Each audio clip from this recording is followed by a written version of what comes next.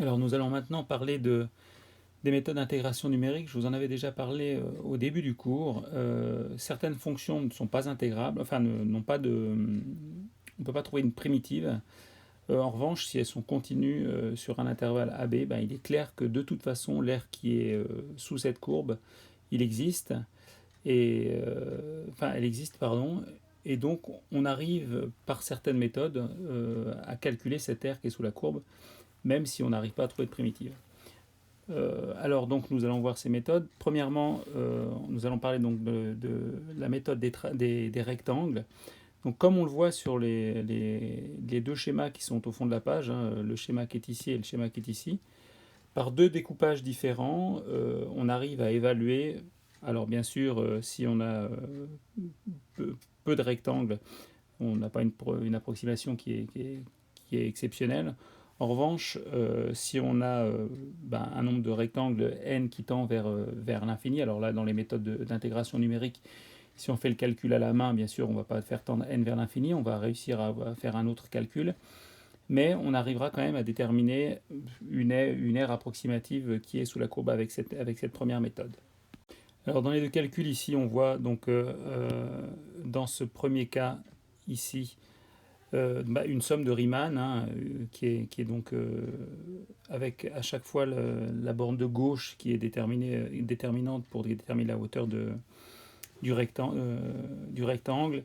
Et puis ici, hein, dans la méthode de droite, c'est toujours la méthode du dessous, donc la S de n, c'est en rapport avec la deuxième hein, qui est ici, c'est-à-dire pour calculer avec la borne de droite pour chacun des rectangles pour la hauteur. Hein. Donc par exemple, ici, on voit que pour ce rectangle-là, on a comme hauteur, hein, c'est f de xn, c'est-à-dire f de b, et puis la largeur, hein, c'est b moins a divisé par n. Et donc hein, c'est finalement ce terme ici hein, avec ce facteur multiplicatif pour toute la ligne. Et puis par contre, de l'autre côté, hein, c'est la borne de gauche. Donc si je prends par exemple ce rectangle-là, il a comme hauteur f de x1, et puis comme largeur, c'est la même largeur, hein, c'est toujours b moins a divisé par n. Donc là, on est en présence de deux sommes de Riemann. Attention, ce ne sont pas des sommes de Darboux, hein, puisque les sommes de Darboux, à chaque fois, on prend soit le minimum, soit le maximum sur chaque intervalle delta, delta x choisi. Mais là, ici, c'est bien à chaque fois soit la borne de gauche, soit la borne de droite. Alors, on va faire un petit calcul en exemple.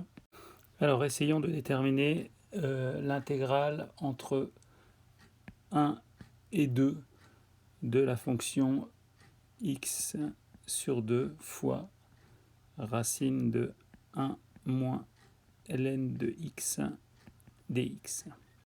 Alors voici la représentation graphique de cette fonction donc dans l'intervalle un petit peu avant 1 et puis un peu après 2. Donc là ici par exemple si on veut faire entre 1 et 2, il y a deux modes de découpage donc possibles avec ces écritures là. Hein.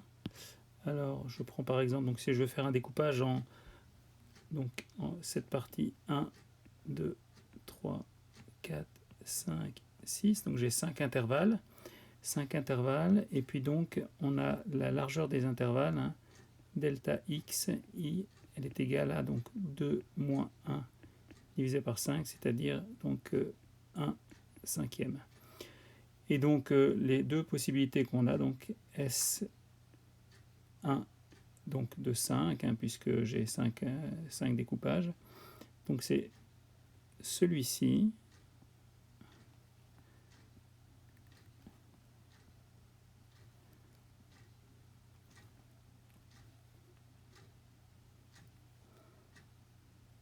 comme ça,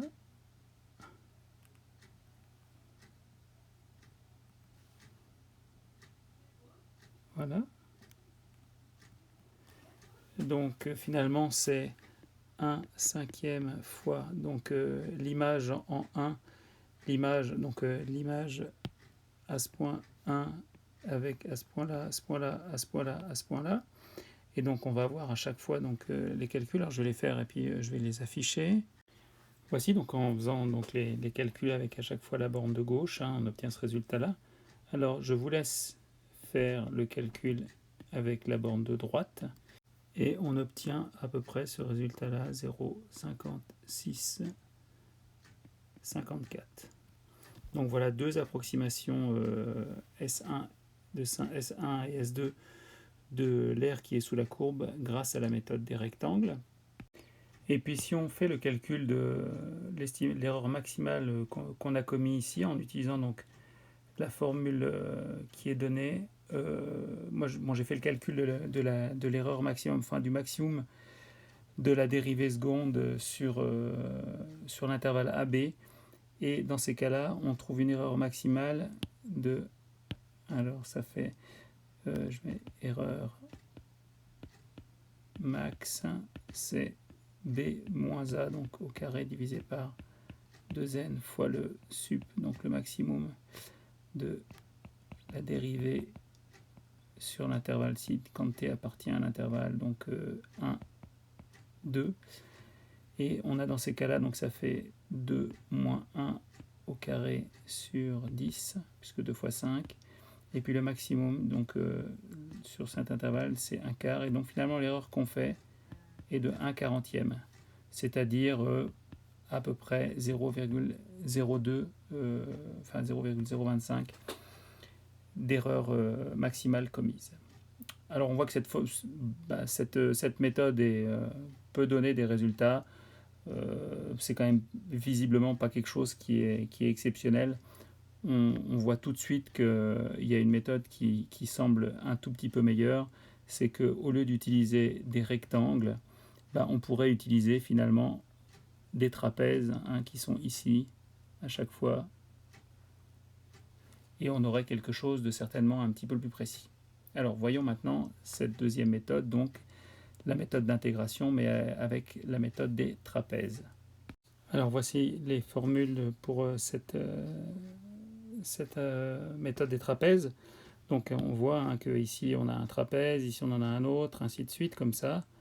À chaque fois c'est des trapèzes, donc clairement ça suit un petit peu plus la courbe. Mais comment est-ce qu'on obtient cette formule qui est donnée ici? Alors donc pour calculer l'aire de tous ces trapèzes, donc on a Tn, c'est donc égal à donc, B-A divisé par n, ça c'est la hauteur de chaque trapèze. Et puis après, je vous rappelle, c'est grande base plus petite base fois hauteur divisé par 2. Donc pour le premier trapèze, c'est f de A plus f de x1, donc grande base plus petite base divisé par 2, plus f de x1 plus f de x2 divisé par 2, plus ainsi de suite comme ça. Et puis donc l'avant-dernier f de xn moins 1 plus f de b divisé par 2.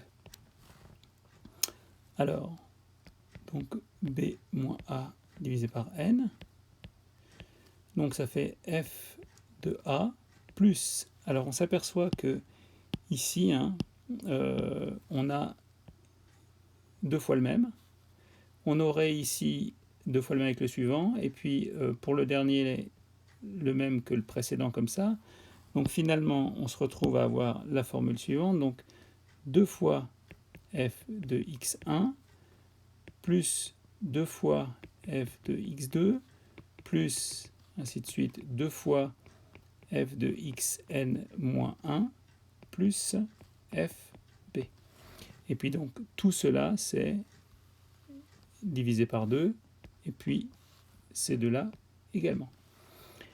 Alors on peut continuer, donc ça fait b moins a. Alors les deux qui sont ici partout, on peut aussi les mettre en évidence, donc divisé par 2n fois fa plus, on a encore ici des deux qu'on peut mettre en évidence, donc ça nous fait 2 fois, entre parenthèses, donc f de x1 plus f de x2 plus, et ainsi de suite, plus f de xn moins 1 plus f de b.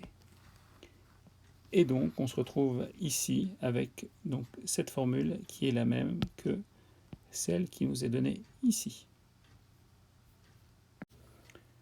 Alors, à l'aide donc de cette formule et puis de la formule qu'on a vue précédemment, donc pour celle des rectangles, donc je vous laisse faire le mini-exercice qui est ici, hein. Alors je vous donne quand même les résultats de manière à ce que vous puissiez vérifier. Alors avec la méthode des rectangles, j'ai trouvé donc une intégrale entre 1 et 2 pour cette fonction 1 sur x d'environ 0,72. Alors j'ai pris à chaque fois la borne de gauche. Et puis avec la méthode des trapèzes, j'ai trouvé une R qui est de environ, enfin une intégrale qui est d'environ 0,693. Alors voilà, ça constitue la fin de cette première partie de cours en dehors de l'établissement. Je vous laisse faire ça et puis je répondrai aux questions. Alors on n'a pas encore défini exactement comment ça allait se passer. On se voit demain matin, tous les profs, de manière à voir comment on va communiquer avec vous pour les réponses aux questions, si ça se fait soit par vidéoconférence. Enfin, de toute façon, je vous tiendrai au courant, mais voici déjà la première partie.